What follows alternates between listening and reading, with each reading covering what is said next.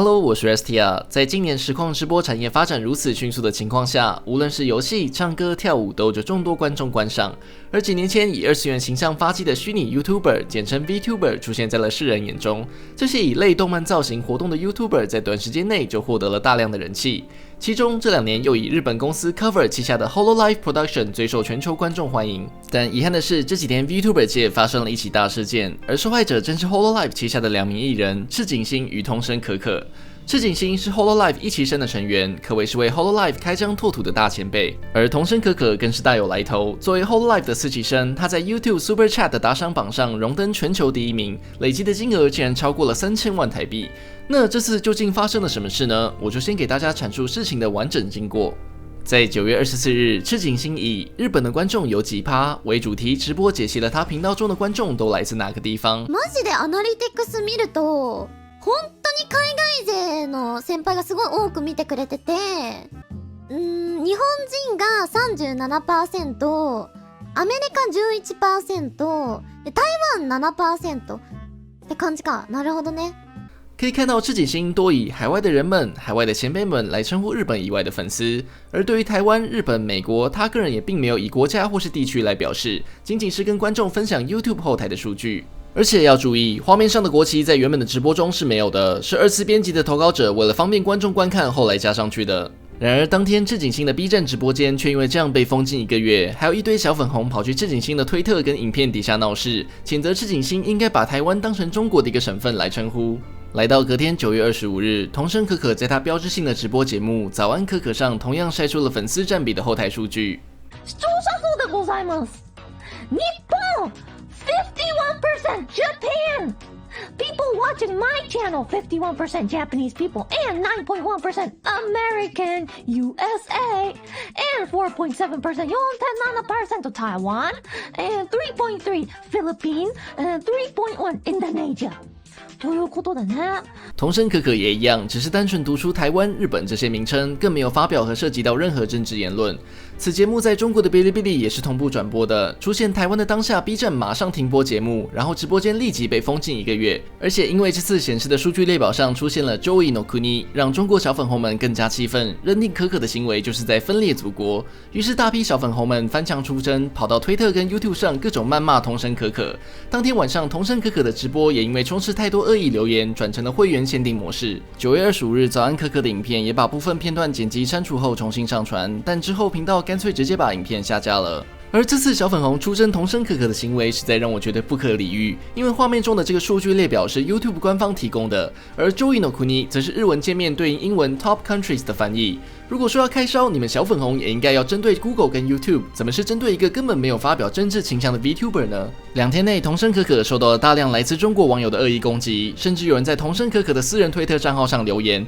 表示已经看过他的长相，扬言要将他杀害。面对已经危害到人身安全的言论，各国网友都唾弃小粉红这种言上的行为，也期待母公司 Cover 能兑现他们之前说要保护自家艺人的诺言。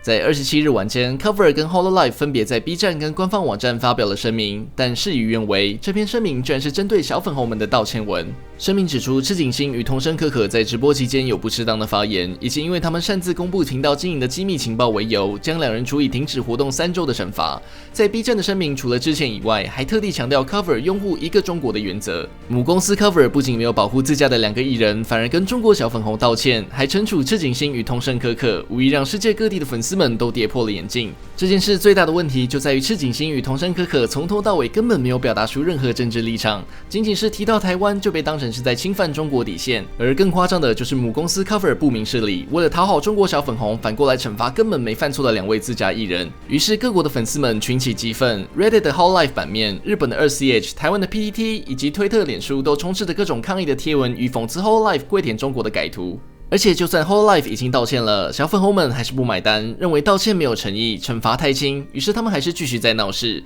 甚至有网友计划了斗争策略，呼吁中国人去 Hololive 成员的聊天室制造内部矛盾。而原本桐生可可哔哩哔哩直播间封禁1个月的惩罚，也被 B 站改为永久封禁。后来我也跑去 B 站、微博跟百度贴吧看了看小粉红们对这起事件的评论。有趣的是，这群小粉红大多认为他们才是被害者，是 Hololive 不尊重中国市场跟中国人民，践踏了他们的支持。以他们的理论来说，当初就算赤井星直播讲到台湾算是无意的好了，但隔天童声可可的节目早安可可是需要提前筹备的节目，上面出现包含台湾的 YouTube 后台数据，就是他故意要惹事嘲讽中国。还有一些中国人表示 Whole Life 要赚中国市场的钱，就应该好好教育自家的艺人，让他们把台湾当成中国的一个省份来对待。虽然我算是弄懂了为什么这群小粉红这么生气，但也未免太可笑。这里我就来一一说明。首先以 YouTube 跟 B 站的 SE 收益来看， Hololive 的 VTuber 在 B 站的收益平均下来连 YouTube 的10%都没有，这样极傻出的营收占比，却要对方完全按照你国的逻辑思想来运营，实在是太过傲慢自大。再来就是中国小粉红们抱持着严重的被害妄想症跟玻璃心，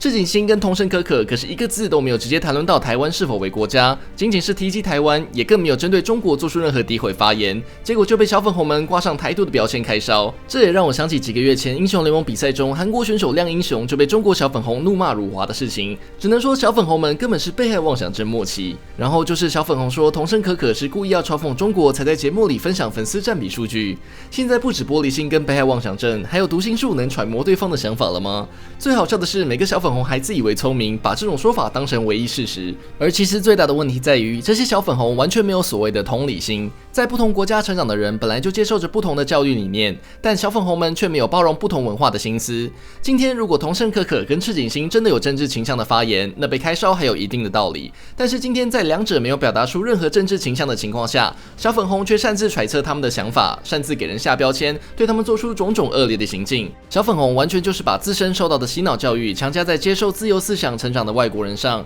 因为自己所受的文化教育导致的扭曲思想，却还要求对方用跟你一样的标准来审视时事的行为，才是最令人厌恶的。简单来讲，小粉红就是用中国的教育思想去套用在全世界所有人身上，如果对方不按照中国逻辑来办事，那他就是在侵犯中国文化。这种强迫别人只能接受自己想法的观念，实在令人唏嘘。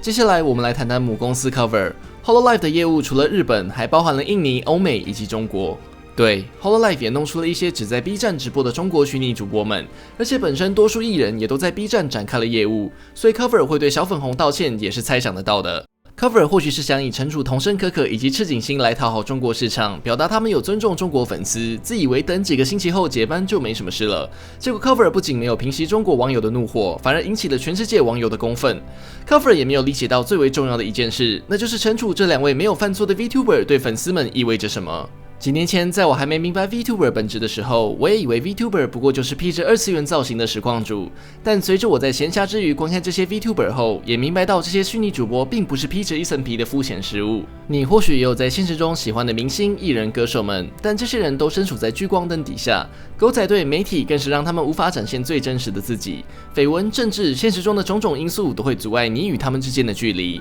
然而 VTuber 却不是这样的，虚拟主播借助二次元的造型，可以撇除现实中的缺陷，抛弃现实中的身份，把自己投射在要扮演的角色身上。这也是为什么 VTuber 比起一些真人更能让人感受到他们纯粹的内心跟自我。在虚拟主播的世界中，不必顾虑那些扰人的现实，也让这些 VTuber 们可以不顾形象的来娱乐观众。拿童声可可与赤井星来说，他们的影片以及实况都包含着对待观众的真心，他们对待世界各地的粉丝们也都秉持着包容心与善意。但这次 Cover 的处置跟小粉红的种种行为，无疑把政治以及恶意强加到了他们身上，这也是全世界的粉丝们最不愿乐见的。来自现实的恶臭玷污了他们纯粹的世界，还让这两人背负起了莫须有的罪名。至于事件的后续 ，Hololive 把旗下许多艺人的 SC 都设置了禁字，包括 Taiwan、China、Hong Kong 等字眼都被屏蔽，而且还传出之后将不准艺人读 SC 内的消息。9月28日晚间，个人是 VTuber Inuyama Tamaki 在 B 站的直播间，仅仅是提到童声可可4个字就被迫中断直播，